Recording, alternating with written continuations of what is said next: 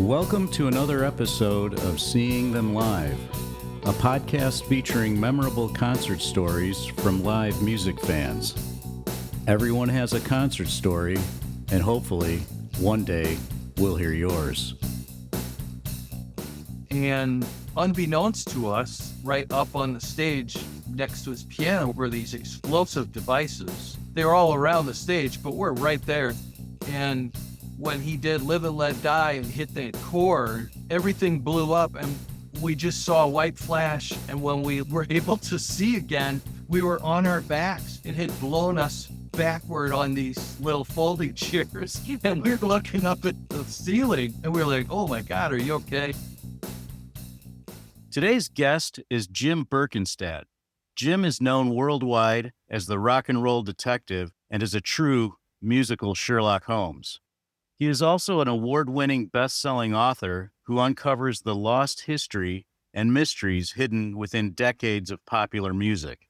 He recently optioned his award-winning bestseller, The Beatle Who Vanished, to Echo Studios in London.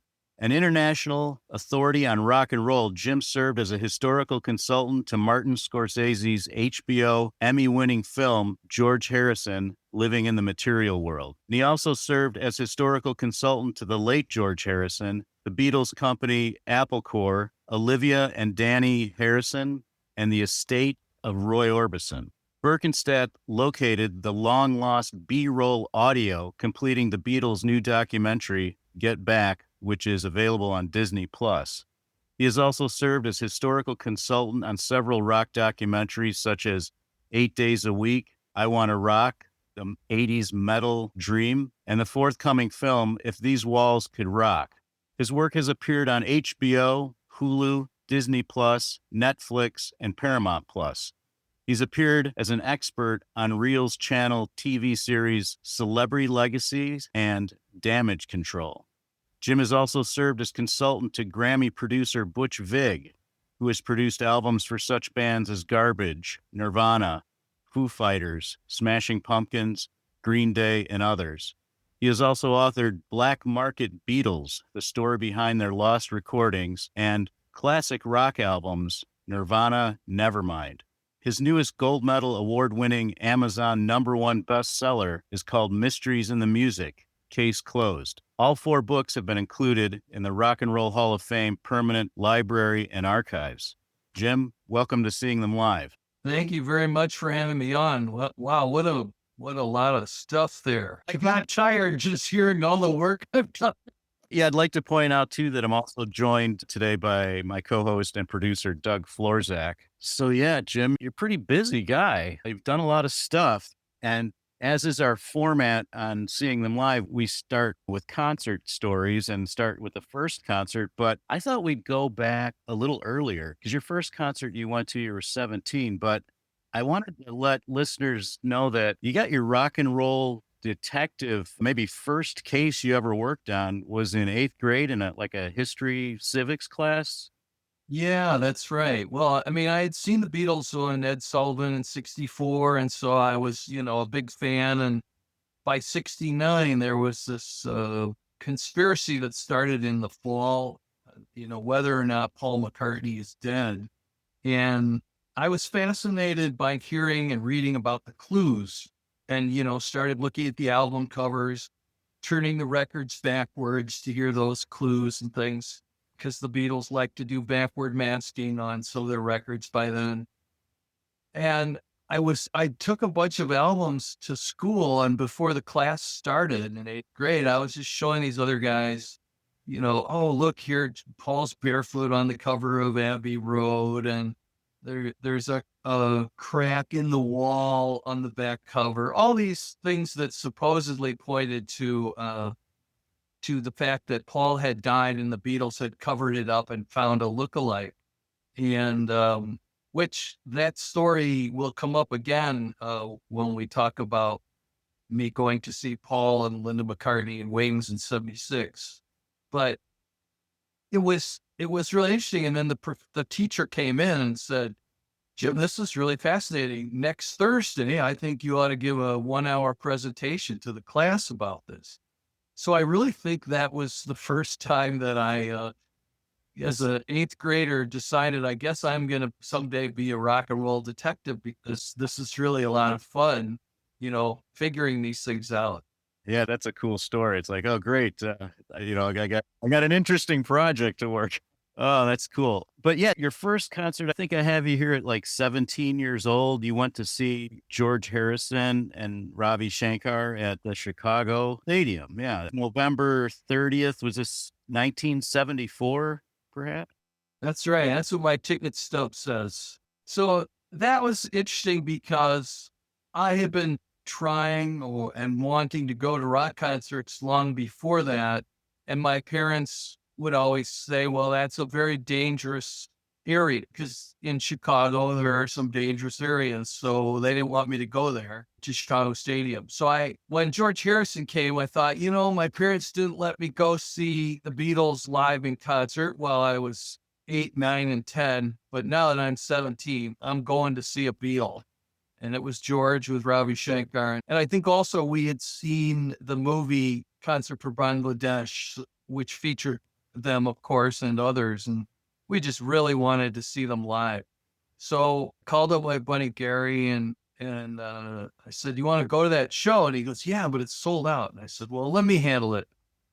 I asked my parents, can we go? And my dad said, no, it's a bad neighborhood and the show's been sold out and there's no tickets. There's no use going. And I already knew what scalpers were then. So I said, okay, Dad. So Mom and Dad went out to dinner in their larger car. And I called up my buddy Gary next door and said, come on over. We're going to the concert. So he jumps in the car. He doesn't even tell his parents we're going. We got into my dad's Camaro and sped down to Chicago Stadium without a ticket. And we got there, we parked, and I asked the gentleman who had just helped us park the car on the stadium grounds, hey, do you know if anyone has any tickets? And he pointed to a little shack that was actually on the parking lot of the stadium on West Madison. And we thought it looks like a one-person bathroom or something. What is that? So we went over, we opened the door, and it's pitch black and a stairway down. And we're like, in here, really? He goes, yeah. Yeah, that doesn't sound good. That doesn't sound good. So, of course, I said, Gary, you go first. I'll pick up the bag. So we crawl down and go down these steps. And finally, there's a little bit of light down there. When we got there, we saw a whole gang of kids. And I literally mean a street gang. And they were all sitting on the floor, kind of waiting for their orders of what to do next. And over in the corner was a guy at a desk who was probably about 50.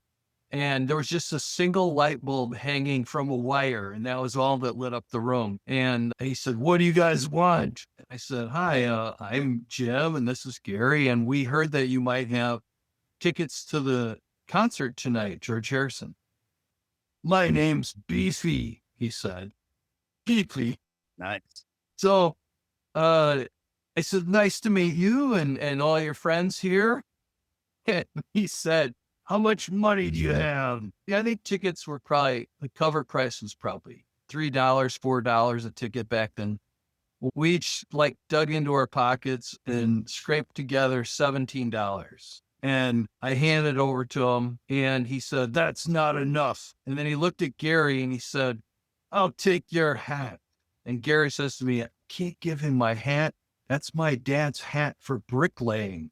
I said, give him the hat or we're going to die. So Gary takes off the hat and he hands it to Beefy. And Beefy immediately puts the hat on and he says, all right, here you go. And he gave us 2 tickets and I checked that it was for the correct show because back then anyway, scalpers would sometimes sell you, at least in Chicago, tickets to shows that had already happened. So everything was correct. We went back upstairs and ran out of there, basically. And we were terrified, but we got into the stadium, watched the show. It was wonderful. And many years later, when I worked for George Harrison, I emailed him one day and told him that story. And said, it was a great show, but, this is what happened. And he wrote back something like, well, you must be a true fan then.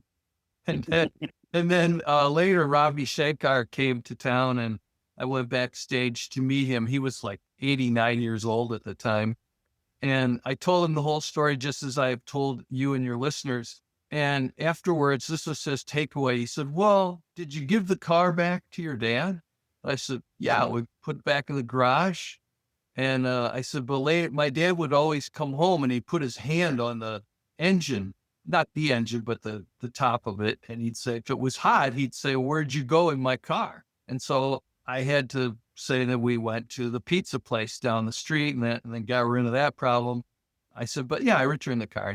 And so Ravi Shankar said, so you really did not steal your dad's car. That really isn't accurate. You just sort of borrowed it without permission. I said, that's right, Ravi. So that was my first show. Cool. Yeah, it's probably a nice car, right? Your dad probably kept it nice, a Camaro versus family truckster. Family car, yes. It was fast, 72. I think it was called a Berlinetta. Yeah, I love those full circle stories. Really lucky. But then an equally crazy story, a couple of years later, you're at the Chicago Stadium again to see Paul McCartney and Wings in 1976, and you Right.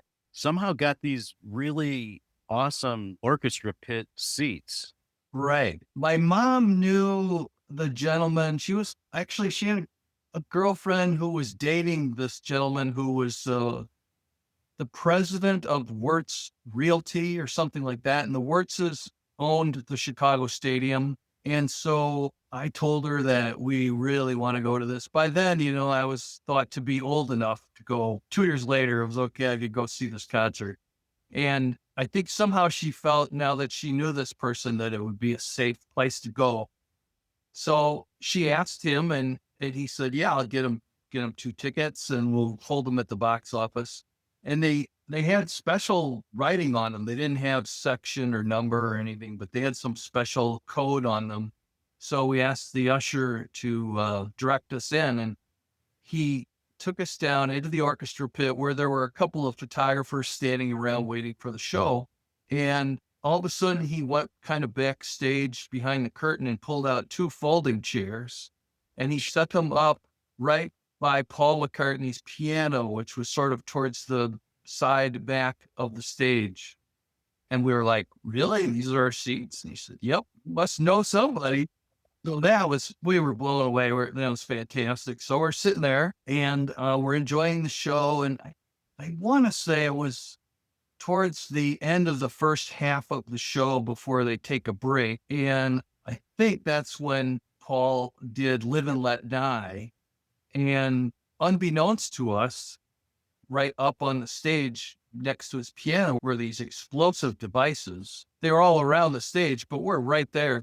And when he did Live and Let Die and hit that chord, everything blew up and we just saw a white flash. And when we were able to see again, we were on our backs. It had blown us backward on these little folding chairs. And we were looking up at the ceiling.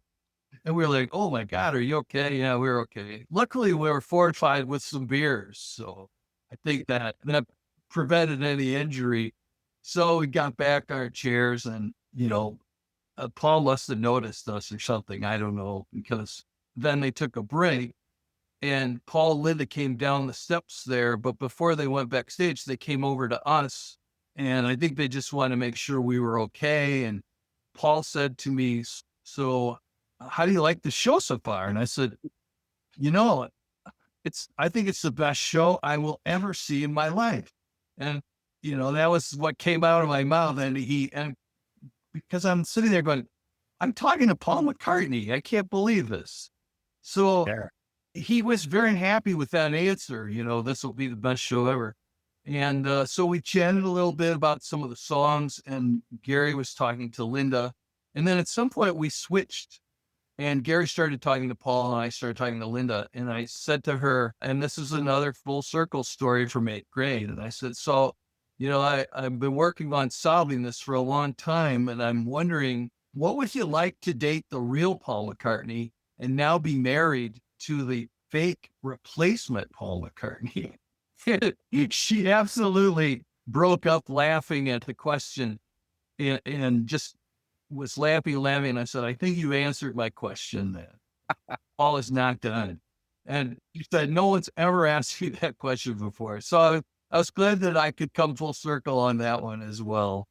Just, pure luck. I didn't know that I would, ever get to meet Beatles or work for them or anything.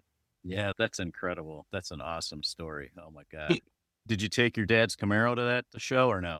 I did, but this time I had permission because my mom knew the real estate guy that ran the building.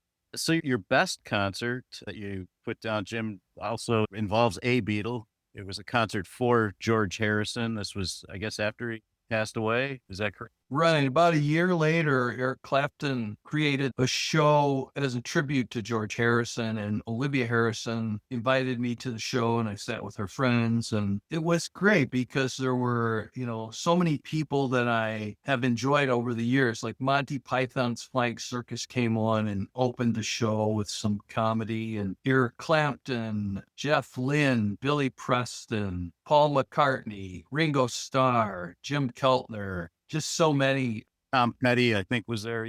Yeah, Tom Petty. So many great people came on stage. I was actually at Apple, the Beatles headquarters in London, a couple days before the show, and I was chatting with Neil Aspinall, who was the CEO at the time and had been with them since he was their road manager all the way back to the turn of the century, all the way back to 1960 or so. And I said, are you involved in helping to put this together? And he said, yeah, we're helping as well. And we're looking forward to it. And then he said, but fucking Jim Capaldi. And Jim Capaldi, people listening, was the drummer of Traffic. And I said, what's wrong with fucking Jim Capaldi? He said, fucking Jim Capaldi shows up to rehearsals the very last day. We've got 15 drummers up there. We've got Ringo, we've got Ray Cooper, we got, all these Clapton's drummer, and all of a sudden, fucking Jim Capaldi comes in. So I thought that was kind of funny. I think he had a tambourine or something there. But, I could understand that, Eric Clapton probably spent a month with rehearsals, and then all of a sudden someone shows up at the last second and says, can I play? But it was a beautiful concert. And then I do remember once it came out on DVD, I wanted to show our kids. And at the very end, there's all these rose petals that come floating down as Joe Brown sang a really nice tribute song with his ukulele to George. And it's like raining fresh rose petals in this Royal Albert Hall. And all of a sudden my son says, Dad, freeze that. And freeze it. And all I see are just rose petals. He goes, there you are. You're in the movie. I'm like, really? I'm in this concert? I'm in the movie? He goes, yeah. So he says, back it up. And there I was.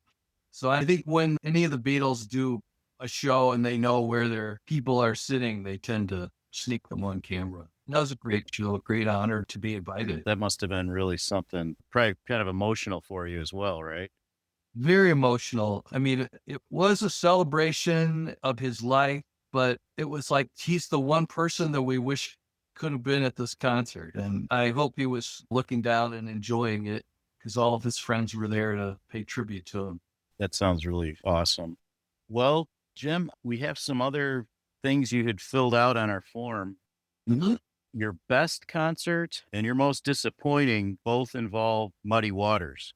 One of your best concerts, I should say. You have several best concerts, I guess. Yeah. The one we just talked about. But you saw Muddy Waters at a small club on the north side of Chicago, and you got to talk to him. Yeah. And, Muddy Waters was always very entertaining, and I really liked his singing style. Growing up in the Chicago area, I was very lucky because all of these great blues artists who had recorded, say, at Chess Records and such, and had come up from Mississippi and the South years and years ago, were still playing, were still in their prime. So whenever possible, my friend Gary and I would try to go see these blues guys. I don't know if he was with me that night, but I saw Muddy Waters at this little club. And afterwards, I had an album with me, one of his albums, and I went up to him and said, hey, it's so nice to meet you. And, I've seen you a few times. And, I said, you're kind of like, you feel like our grandfather." And he goes, "I've heard that before." And I said, "Yeah, you're just like this nice grandfather guy." So, we just talked about music, and I asked him about how he sort of took Buddy Guy under his wing and things like that. And then he says, "Oh, you got one of my albums?" And yeah, I was wondering if you wouldn't mind signing it. He goes, "Absolutely. What's your name?" I said, "I'm Jim." So he wrote, "To Jimbo, Muddy Waters." So that was Nice. fun getting to talk to him. And later I did see him again with my wife. I want to say the late 70s. He toured with Eric Clapton and they came to our town and we got to see that show. Yeah, because then maybe this was later. You were trying to get someone to go with you to the checkerboard lounge.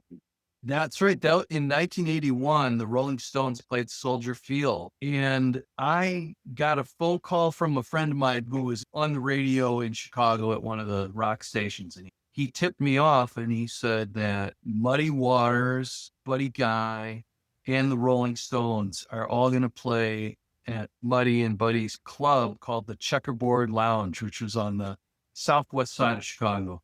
And at that point, I knew that was probably the most dangerous neighborhood to go to at that time. And so I'm like, well, I don't want to go alone. I'll go with a friend. I think I must have called 20 or 25 friends, begging them to go. And one guy said, "I wouldn't go there if I was escorted inside of a tank." So I missed the show. And sure enough, the Rolling Stones came in and did a surprise show there with Muddy Waters and Buddy Guy and some other blues greats. And it was a really cool show. Luckily for people who go out there and search it, I think it's now available officially as a DVD and a CD. And it's called, I think, the Rolling Stones Checkerboard Lounge or something like that. And it's a really cool show. So I finally got to see it. It's just would have been a little more fun to be there in person. Yeah, I can sympathize with you because that area I remember back when I was in high school, that was a tough area to go by yourself for sure. So, one more concert story, Jim, that you put down the Beatles Cirque du Soleil Vegas, which was June 30th of 2006. Six, right. That was the opening night of the Beatles Cirque du Soleil show. And of course, they were all there and their families were there and lots of celebrities. I had worked on that show. Neil Aspinall had hired me. Specifically, the project was that he wanted to create a sound bed, or he wanted to give these tapes to Giles Martin, George Martin's son, to create a sound bed for when the Cirque du Soleil players go off at some point and take a break, get a drink, change their costumes, etc. And while that would happen, there would be shadowy pictures of the Beatles up in the ceiling area of the show. And they wanted to have audio of the Beatles laughing, chatting, tuning their guitars, telling jokes, just mostly nothing musical, just verbal.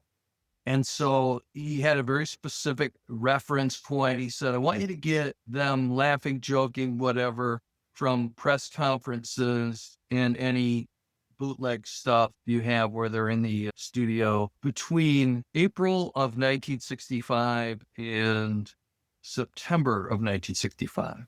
Okay, that's pretty specific. Very specific. Lucky for me, I have a database that's searchable.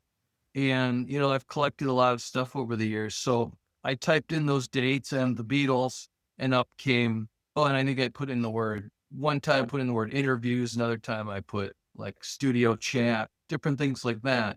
And it pulled up all the recordings that I thought would be good for their consideration, sent them all off. And then Giles Martin created a sound collage of all these things. And so people are entertained by listening to the Beatles and seeing their shadows while the players are off.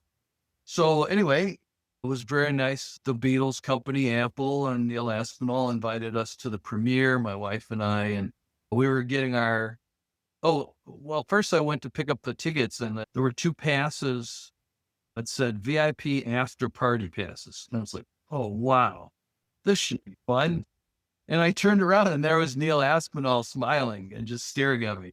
And I said, wow, thank you so much for the tickets, and really thank you for the after party. I said, this will be my first Beatles after party. He said, probably the last. So we're upstairs, getting into the fancy duds for the walking the red carpet thing. And my wife said, all right, Jim, you're not going to be a geek. You're not going to be a fan.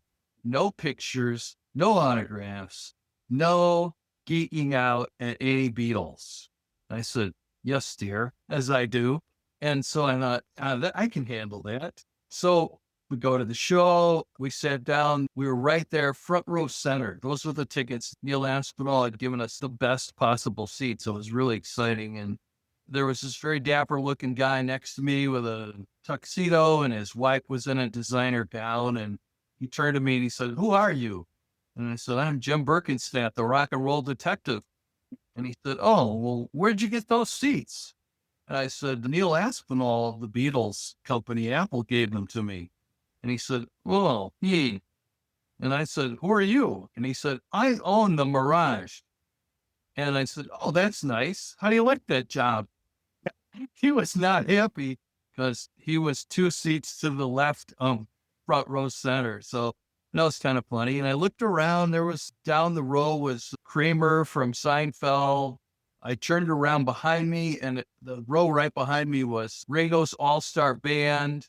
And then I think 2 rows up from them were Paul McCartney, Ringo Starr, Olivia Harrison, Yoko Ono, George Martin, Giles Martin, all their families. So it's just really amazing for me. Again, growing up and having seen the Beatles and Ed Sullivan, and then realizing that you get to actually work for them and help them do things, collaborate with them. It's just, I feel blessed. So the show was really wonderful. And then afterwards, we went into this gigantic ballroom. It had a swimming pool with live mermaids swimming around, and they had these characters from Yellow Submarine that were on the big stilts.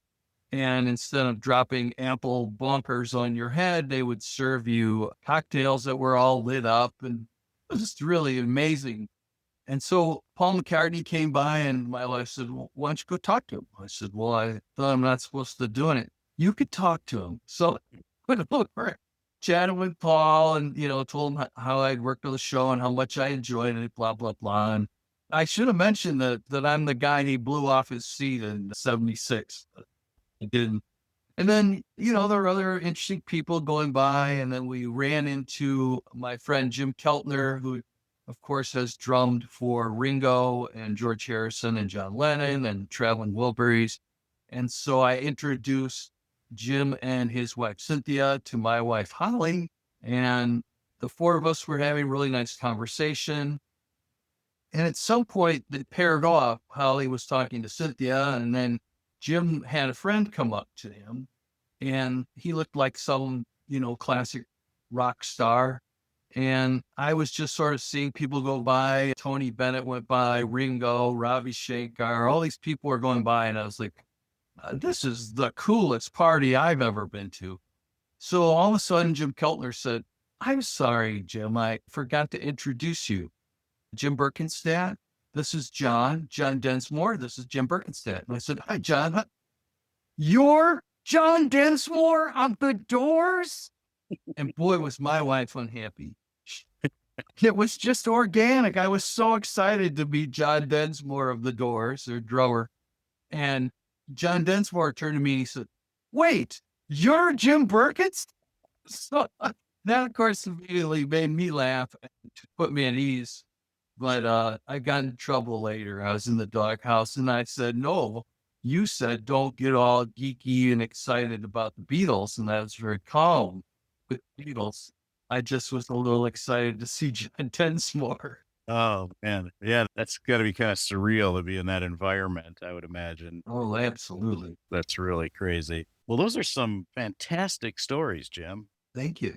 Really, really interesting. I thought maybe we would switch gears a little bit and talk about some of your work. Sure. Your books and such. And I guess we'll start with The Mysteries in the Music, Case Closed. Mm-hmm. And Doug found your book from one of our podcast friends, Big Rick from Rock Talk Studio Oh, yeah. recommended your book.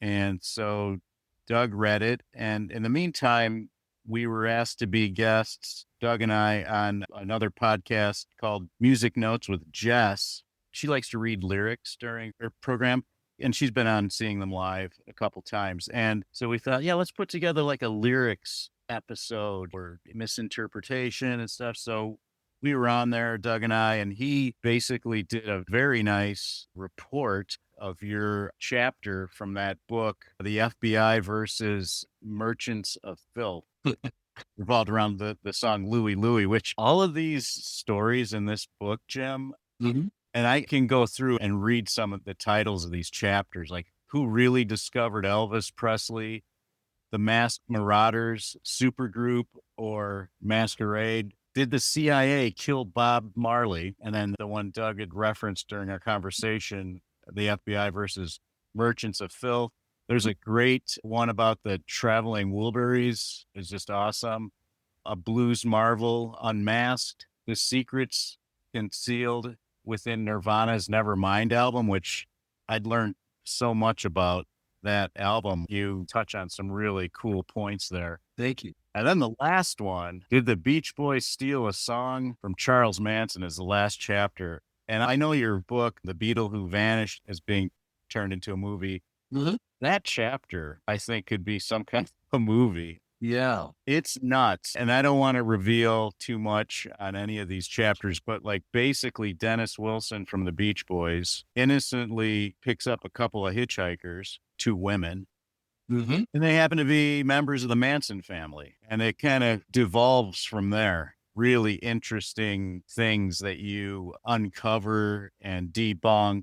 And man, that kind of remind me of like a Quentin Tarantino movie or something. Yeah. Or even, I think it could be either a drama, feature type film, but also maybe it could be even just a 90-minute documentary. I think that it's never really been covered or solved until now. And it just it takes you back to a time where it was a more innocent time and people weren't as aware of psycho killers and people with cults and those things that since then we've had a lot more of that in our society. But at the time, to think that this crazy little guru hippie guy would turn into, psycho murderer and basically get his own people who were just wayward teenagers to go along with his crazy ideas. I mean, certainly LSD had a lot to do with those helter-skelter killings. But at the same time, he was explaining to them that songs from the White Album were telling him that there was going to be a race riot between black people and white people, and that he wanted them to come out and lead the black people after the black people won the race riots and to actually start killings and try to make them look like the blacks might have done it or something. So he was a racist and just a crazy person.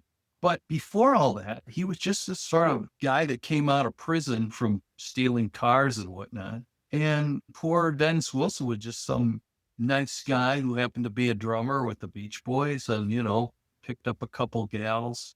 It's just a crazy time period that we'll probably never live through again. It really was sort of a turning point for the 60s because the whole peace and love and summer of love and all of that turned very dark in 1969, both with that event and the Altamont Rolling Stones concert where people got stabbed and killed. Oh, and then that's also the same time period when we had the Paul is dead rumors. So it was a bad ending to the whole hippie peace and love movement.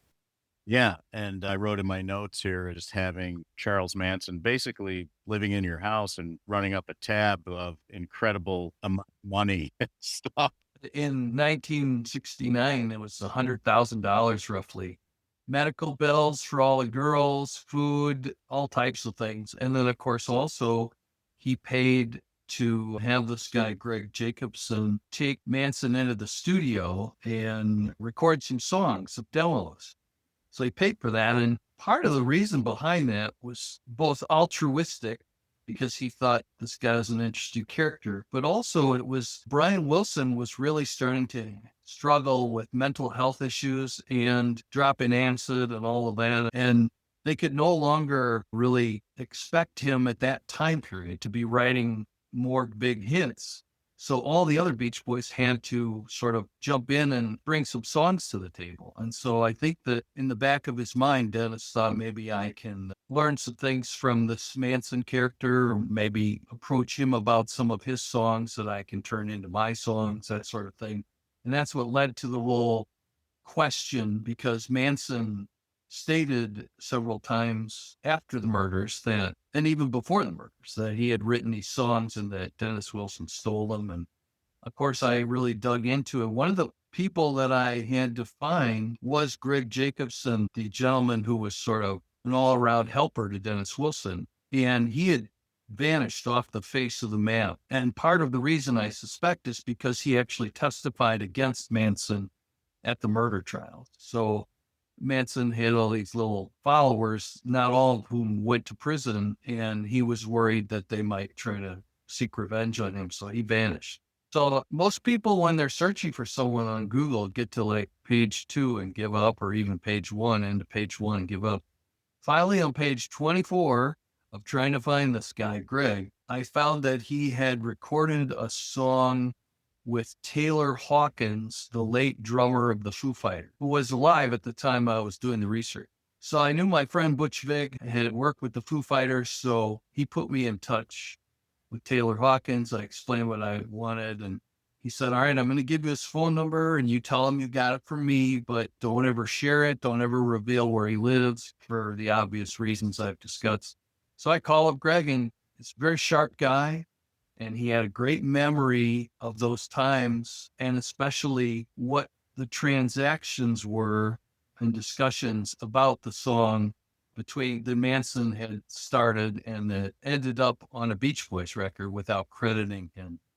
And so without giving it away, I'll just tell you that even once you know the facts, I'm a former trial lawyer, you still have to apply the facts to the law. And I discovered that the copyright law that applied to the facts of this case was written in 1903. And one thing you see if you looked at a bunch of law books like I have over the years is that in the early 1900s, a law was like maybe a page long. Nowadays, if you look up a law about something, it goes on and on and on for pages, and then there's exclusions and exceptions, and it's forever. So the problem with those shorter laws is that they don't always think of everything or cover everything. And then you have a case of, well, I have these facts, but the law doesn't really speak to it. So that involved more legal research, talking to a federal judge who is a copyright expert as well as a lawyer. So whenever I'm researching something, I just go to the end of the earth because I don't want to say case closed unless I have really answered the questions. And that's what I do in this book. Yeah. And that chapter, like I said, it was really crazy. Yeah. Getting tangled up with a guy like Charles Manson. Oh my God. It's a great, great chapter. Fun book to write. Yeah. Each chapter is a case, basically, right? Right. So you debunk a lot of these myths and conspiracy theories. And I listened to Sound Opinions, a podcast with Greg Cott and Jim DeRogatis from Chicago. And DeRogatis had written a book called Let It Blurt, The Life and Times of Lester Bangs, America's Greatest Rock Critic. And he quotes him from time to time. And he says, Lester Bangs says, there are no facts in rock and roll, only myth. Yeah. But I don't think you would agree with that, because that's exactly what you do in this book. You take these myths or these conspiracy theories and pull them apart and arrive at facts by interviewing people, looking things up and stuff like that. And the Bob Marley chapter, did the CIA kill Bob Marley? I'll just say there, it boiled down, he said, to two things: Fidel Castro and this bauxite mineral, For aluminum. which is so bizarre. Yeah, that's like you're thinking about rock and roll, and then you realize that the whole story comes down to multinational corporations wanting their profits and the government of the United States meddling in another country's election to protect those people. And it's like, whoa, how did we get here from Bob Marley and such? What was the most fun thing about the research on that chapter was that I had a friend at the time that was working at Fox News. And it's really interesting.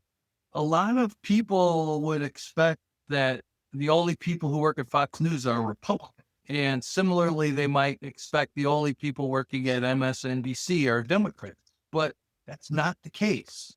People go where they get the job. So I called her up. She's a Democrat, but I said, hey, I hear that Colonel Oliver North has a TV show on Sundays on Fox. And I said, I need to talk to him. And she said, why? And I explained, this case I was working on with Bob Marley and the CIA. She goes, oh, sure, I'll give you his number. So I called him up and said, Colonel North, this is Jim Berkenstadt. I'm the rock and roll detective. And he goes, well, to what do I owe this pleasure? And I explained to him that I had written off under the Obama administration asking for Freedom of Information Act records of any CIA records that involved Bob Marley, and even narrowed it to the year 1976. And they wrote back, we can neither confirm nor deny whether we have any of those records, which means we have them and you're not going to see them. So I then waited, then Donald Trump became president after that, I believe, and I wrote to his administration, CIA.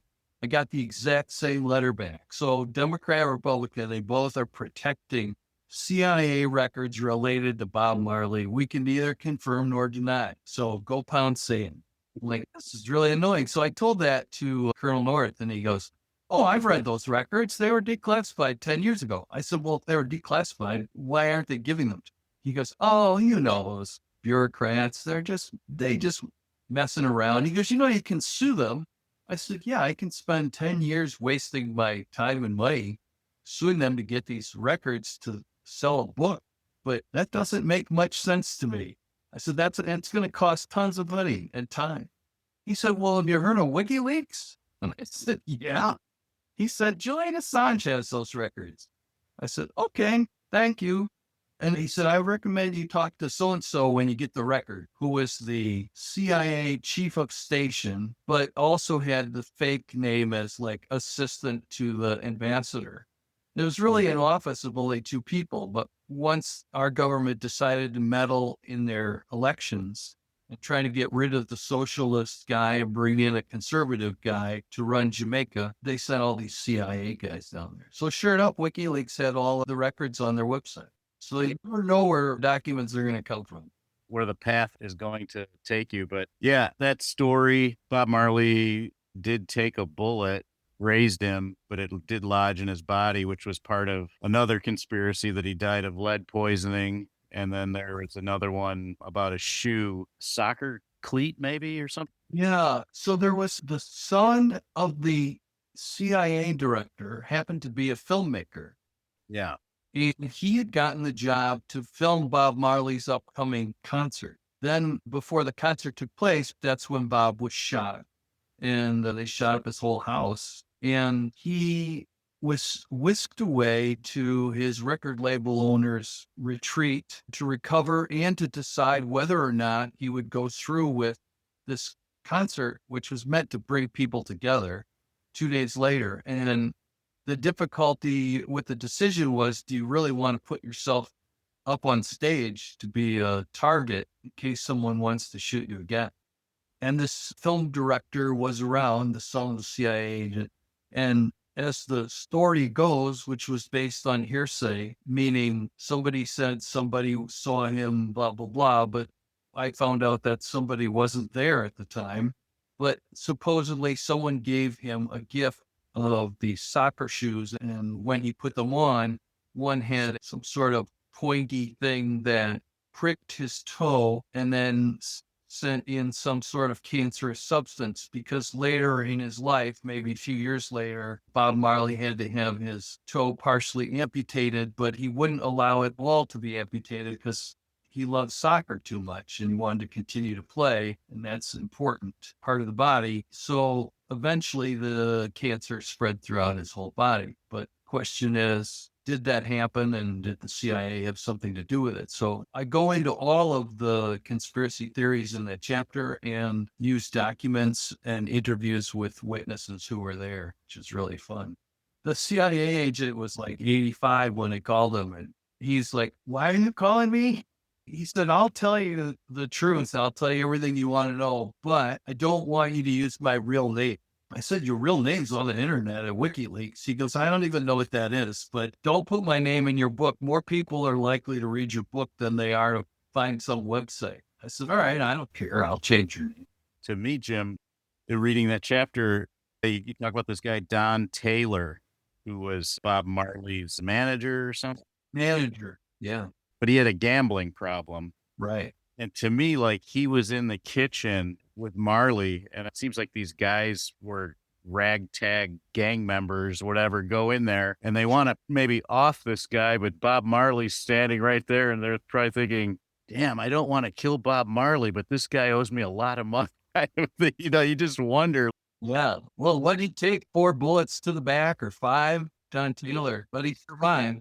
Yeah, it was definitely not a Jason Bourne type of attack Right. where it was just spraying bullets everywhere. But yeah, that's super interesting chapter as well in the book. But Doug, did you want to talk about something? Yes, my favorite chapter, chapter 4, the FBI versus Merchants of Filth.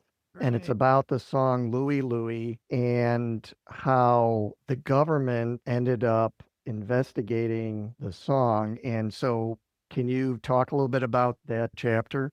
Yeah. Again, I'm always fascinated when there's some story that involves rock and roll and also somehow the government is involved. And in this case, FBI Director Hoover didn't like rock and roll, and he considered rock and rollers and anybody who followed them to be merchants of filth. He had a pamphlet about it that he would send to kids. And I just thought it was really ridiculous that the band did this song, and then suddenly the government starts to get a few letters in. And I think first it started with Robert F. Kennedy was Attorney General. He got a letter complaining from a father, and the kids, what they were doing in school. And I even talked to some of my older friends who were in high school at the time that came out, and they said, we used to share lyrics, but they were just based on what we thought we were hearing on the radio, and we would write them down. And so all these different lyrics started being passed around in schools, just words that weren't even in the song. But when I went to interview band members and the producer I knew who produced the song, etc., it's very interesting to see what they do in terms of following the proper wording of a song because of publishing reasons and such like that. But then you have the FBI running around interviewing everybody in the world, and they didn't end up interviewing the lead singer. And I only found that out by asking the lead singer before he died. And he said, "Isn't that weird that they would spend 2 years wasting taxpayer money on this silly idea that we were singing obscene lyrics, and they never asked me?" And he talked about how this wasn't really a professional studio even where they recorded it. And he said they had like a microphone up above. I had to tip my head up and sing upwards. And he said that puts a strain on your vocal cords. So sometimes I was slurring some of the words. And he said, but those sorts of things they never asked. And when they did talk to the band, as you would see if you read the book, I put the whole dialogue in there, and they don't ask the right questions. Yeah. So this is interesting. After that gentleman left the band, that's when the song became a big hit. Now they're touring, and a different member of the band is singing the lead vocals. So the FBI doesn't even know that.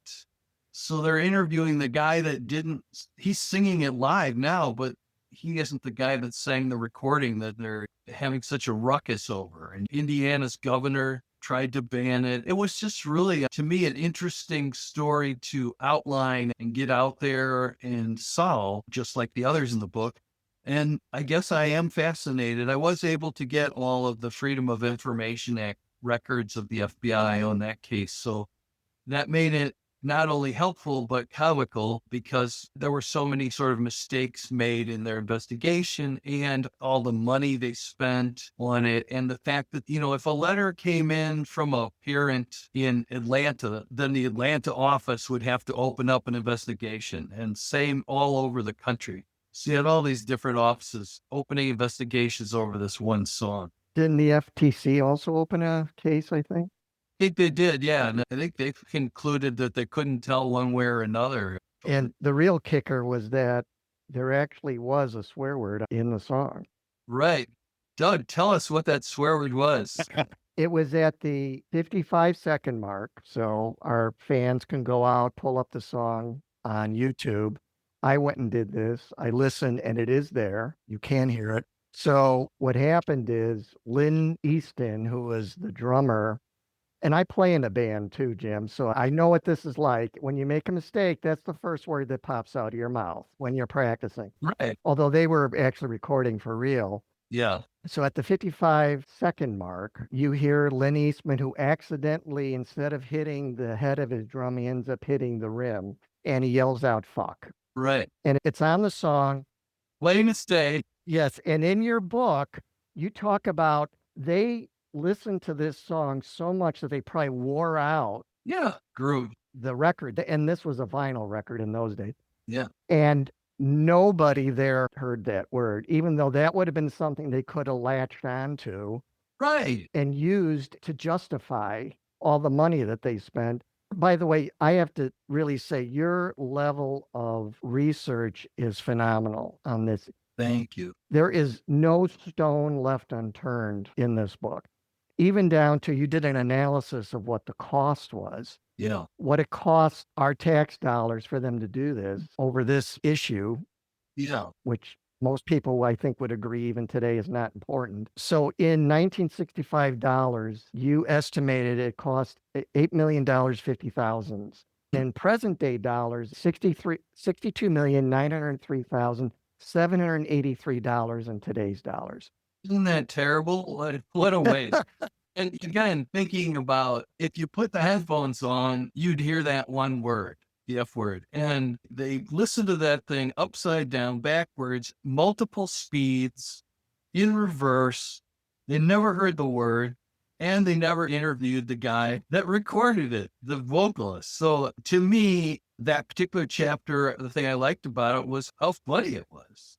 Right. And I came away with a theory after reading it the second time. You document a lot of the mistakes that the FBI made, but I'm thinking, taking on the viewpoint of the FBI agent who has to do this, and you're like, oh, God, it's like, I want to be out fighting real criminals, and this is what Hoover wants me to go and do. Good point. So I wonder, was it really that they made these mistakes, or was it, I'll just do the bare minimum. I don't care whether I'm talking to the real guy that was in the recording.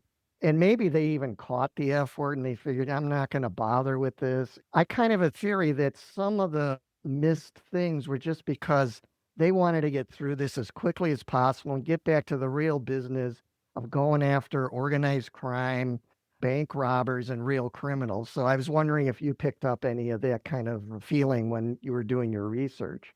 I didn't, but I think that's a really good theory. That's really a great observation. I think I was so deep in the weeds of trying to check out what they were doing or what they omitted and trying to figure out, why they were doing all this, that I didn't think of that. But now, having heard your theory, I absolutely think that may have had something to do with it. It was like, you know what?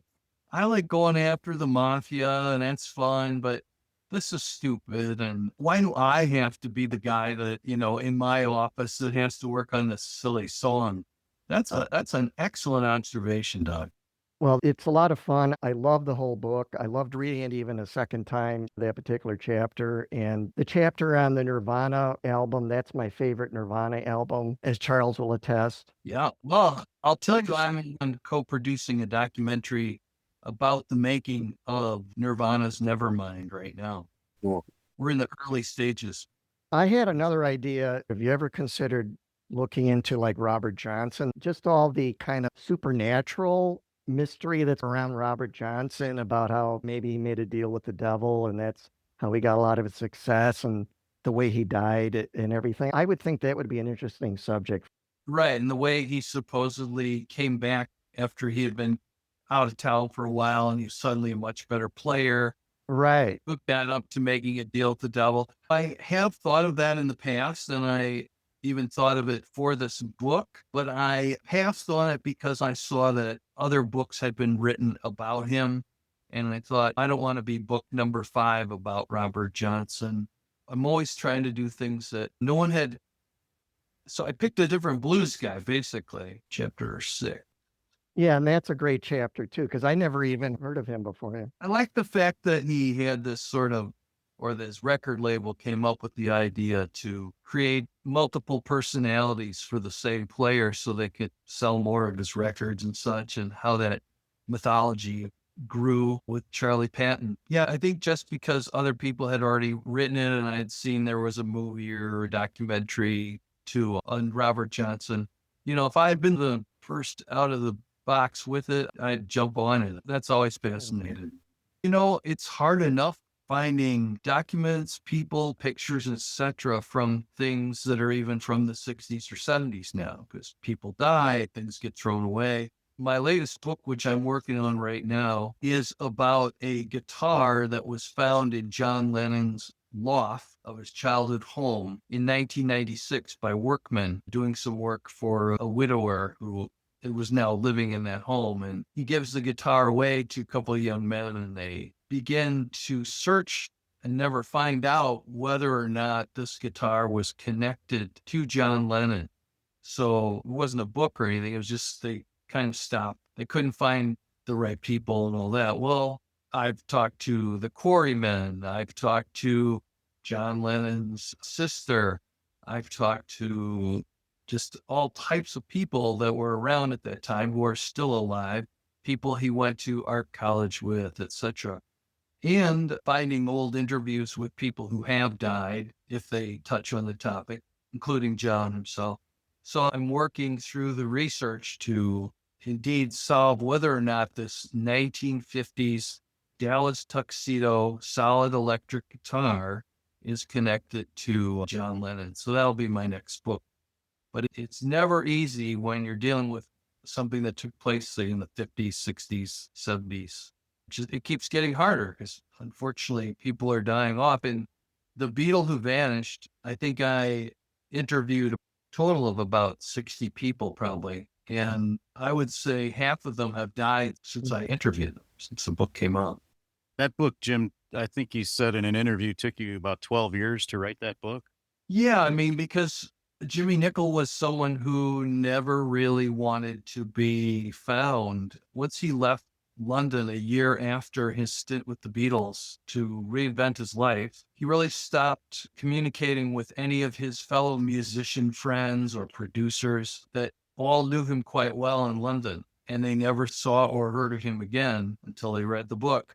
But it took me probably a year to find out that he went from London to Gothenburg, Sweden, and then spent 2 years there with a band somewhat like the Ventures, but they're called the Spotniks, an instrumental rock band, and toured the world with them. And then I found the Spotniks and said, all right, well, what happened to Jimmy then? We don't know. We think he went to Brazil. And I said, why do you think he went to Brazil? And they said, because he loved bossa nova music and he heard that Brazil had the most beautiful women. I said, okay, well, that was a dead end. He didn't go there. So each time I would have to spend another year or two to find out, where did he go next? So it did take a long time. And finally, I was able to discover ultimately what happened to him. Yeah, I'm glad you brought that book up because just for the listeners, this guy, Jimmy Nicol, was in the Beatles for 13 days, filling in for Ringo, who, you have tonsillitis, Jim? Yeah, that's right. Nowadays, wouldn't they just give you a pill and you'd be back out? Yeah. Go back, start playing the drums, man. Yeah, I mean, he didn't have to sing his one song. Right. Taking an antibiotic, but instead he was in a hospital bed for 2 weeks. Yeah. I wanted to also ask you, because I'd heard an interview with you that on your website, which, correct me if I'm wrong, is rockandrolldetective.com. Right. And the and is A-N-D. Yeah, you got to spell out and rock and roll. And at the time of the interview, which was a little while ago, you'd said you had signed copies of that book, The Beatle Who Vanished. Yeah. Is that still the case? Yes. Each of these books that we've been talking about, Mysteries in the Music Case Closed, has its own website, and The Beatle Who Vanished. There's thebeatlewhovanished.com, where people can order signed copies of that. And then musicmysterybook.com is where they can order signed copies of Mysteries in the Music Case Closed. Okay. Because I heard you talk about that on an interview. Yeah, this guy, Jimmy Nicol, he has a meteoric rise. Mm-hmm. You're in the Beatles at their height of their powers, and then you're let go, and he just vanishes from one place to the next as he goes along in life. I only listened to interviews of you talking about that, so I want to get the book to read that because they're turning it into a movie. Is that correct? Yes. So first of all, I updated the book. So if people went to Amazon, the title would read The Beatle Who Vanished, 60th Beatles Anniversary Tour. But if you want a signed copy, you just have to go to thebeatlewhovanished.com. And that's the copy you'll get, which is the new version. It has an extra 100 pages. And it finally tells you what happened to Jimmy, what happened to the famous gold watch, which he no longer possesses. Talks about this clandestine woman, Josephina, who ultimately led me to find out what happened to him. And yes, so the book has been optioned to ECOS, which is a independent British film studio in England that does really good work about British or United Kingdom related stories. In fact, they did Nowhere Boy, which is a really good biography of John Lennon's early life. Also, the book is being turned into a documentary, and that's being done by a Los Angeles company. And they're planning to do like a 90-minute documentary about Jimmy's life that would probably be more factually closer to the book because they don't need to use creative license like you do in a biopic. Yeah. And it would probably cover most of all of them before the Beatles, during the Beatles, and after the Beatles. Whereas it's hard to cram an entire book into a biopic, so you have to cut certain scenes and things. But, you know, as someone who loves to read and someone who loves to go to movies, especially rock and roll ones, usually what happens is I go watch the movie and then I go, oh, I got to read the book because I know there's details I'm not getting, like the Elvis movie or something. So it makes you want to go back and read a full book about the person. Jim, I know we're coming up on time here, but one thing I wanted to ask you about, it's not a book, it's a recording that you produced live at the Edgewater. Yeah. I was searching that up.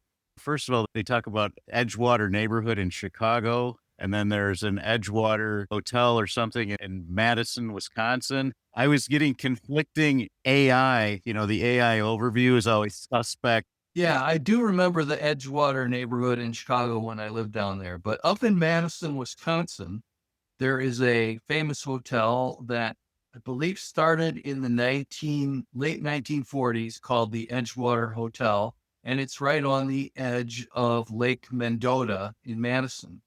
And it is still going strong today. But back in the late 40s and early 50s, they hosted big bands of the day. So Jimmy Dorsey and Woody Herman, I think Glenn Miller might have popped through there at some point. But over a period of time, there were these recordings made live on the rooftop of these various artists. And I'm friends with the family. And one day, the dad, you know, we were somewhere.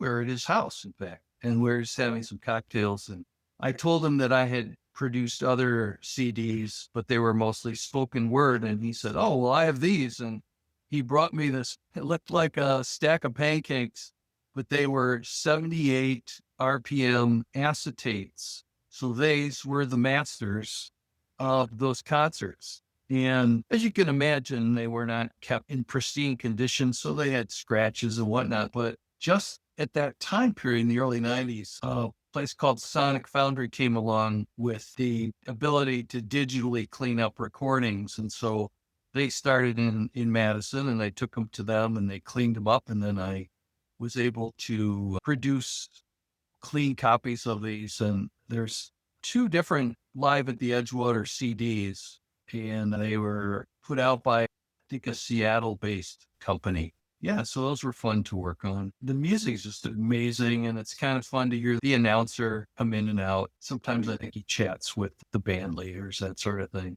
So yeah, that was kind of fun. I know my parents really liked hearing those songs from their childhood. Anything else you'd like to chat about, Jim, or plug? Or I mean, we covered a lot of stuff today. No, I really have enjoyed talking to you guys about the live concert experiences, and thank you for bringing up my books. I just finished a documentary, but it's not out yet. It's called If These Walls Could Rock. And I think people will like that. We interviewed over 40 A-list rock and rollers who've all stayed at this one hotel called the Sunset Marquis in Los Angeles. And it's not only, their stories of sex, drugs, and rock and roll and jumping off the roof into the pool, that kind of stuff, but also how these interesting musical collaborations cropped up between people who never knew each other, but were both famous rock and rollers and started working together on things.